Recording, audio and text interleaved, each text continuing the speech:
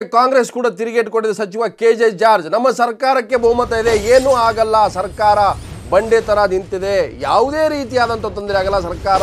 ಬಹುಮತದಲ್ಲೇ ಇದೆ ಅದು ಬಹುಮತದಲ್ಲೇ ಮುಂದುವರಿಯುತ್ತೆ ನಮ್ಮ ಸರ್ಕಾರಕ್ಕೆ ತೊಂದರೆ ಇಲ್ಲ ಅನ್ನುವಂತ ಹೇಳಿಕೆಯನ್ನ ಸಚಿವ ಕೆಜೆ ಜಾರ್ಜ್ ಹೇಳಿದ್ದಾರೆ ಬಿಜೆಪಿಗೆ ನೇರ ಸವಾಲು ಹಾಕಿದರೆ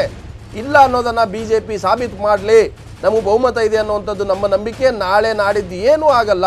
ಬಿಜೆಪಿಯವರು ಒಣ ರಾಜಕೀಯ ಮಾಡ್ತಾ ಇದ್ದಾರೆ ಸೊ ಬಿಜೆಪಿಗೆ ನಿಜವಾಗ್ಲೂ ಕೂಡ ನಂಬಿಕೆ ಇದ್ರೆ ಸೊ ಬಹುಮತ ಇಲ್ಲ ಅನ್ನೋದನ್ನ ತೋರಿಸಲಿ ಬಹುಮತ ಇಲ್ಲ ಅಂದ್ರೆ ಅವಿಶ್ವಾಸ ನಿರ್ಣಯ ಮಂಡಿಸಲಿ ಯಾಕೆ ಭಯ ಅವಿಶ್ವಾಸ ನಿರ್ಣಯ ಮಂಡಿಸಿದ್ರೆ ಏನಾಗುತ್ತೆ ಅನ್ನೋದು ಕೂಡ ಅವ್ರಿಗೆ ಗೊತ್ತಿದೆ ಅದನ್ನು ಬಿಟ್ಟು ಬರೀ ಆರೋಪ ಮಾಡೋದನ್ನ ಮೊದಲು ನಿಲ್ಲಿಸಬೇಕು ನಮ್ಮ ಎಲ್ಲ ಶಾಸಕರು ನಮ್ಮ ಸಂಪರ್ಕದಲ್ಲಿದ್ದಾರೆ ಅತೃಪ್ತಿ ಇರ್ಬೋದು ಆದರೆ ನಮ್ಮ ಜೊತೆಗೆ ಇದ್ದಾರೆ ನಮ್ಮ ಪರವಾಗಿ ನಿಲ್ತಾರೆ ಹಾಗಾಗಿ ಶ್ರೀರಾಮುಲು ಅಶೋಕ್ಗೆ ಈ ರೀತಿಯಾದಂಥ ರಾಜಕೀಯ ಹೇಳಿಕೆಗಳನ್ನು ಕೊಟ್ಟಿರ್ತಕ್ಕಂಥದ್ದು ಹಾಗಾಗಿ ಇದನ್ನ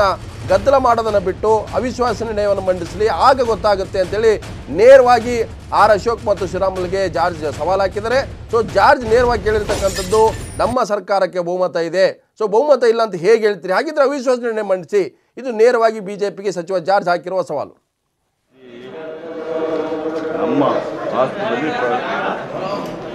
ನಮ್ಮ ರಾಷ್ಟ್ರದಲ್ಲಿ ಪ್ರಜಾಪ್ರಭುತ್ವ ಇದೆ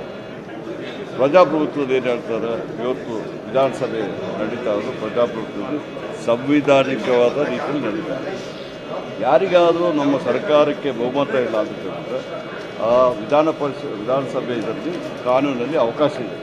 ಅವರು ಅದನ್ನು ಮಾಡಲಿ ಸುಮ್ಮನೆ ನಿಂತುಬಿಟ್ಟು ಪ್ರೆಸ್ ಮುಂದೆಗಡೆ ಹೇಳೋದು ಬೀದಿಯಲ್ಲಿ ಹೇಳೋದು ಗಲಾಟೆ ಮಾಡೋದ್ರಲ್ಲಿ ಏನೇ ಪ್ರಯೋಜನ ಇಲ್ಲ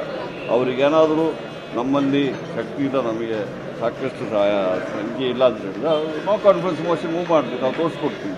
ಅದನ್ನು ಮಾಡಬೇಕು ತಾನೆ ಅದನ್ನು ಮಾಡದೆ ಸುಮ್ಮನೆ ಬಂದುಬಿಟ್ಟು ನಮ್ಮಲ್ಲಿ 7 ಜನ ಇಲ್ಲ 5 ಜನ ಇಲ್ಲ 3 ಜನ ಹೇಳಿ ಅನ್ಕೋತಾರೆ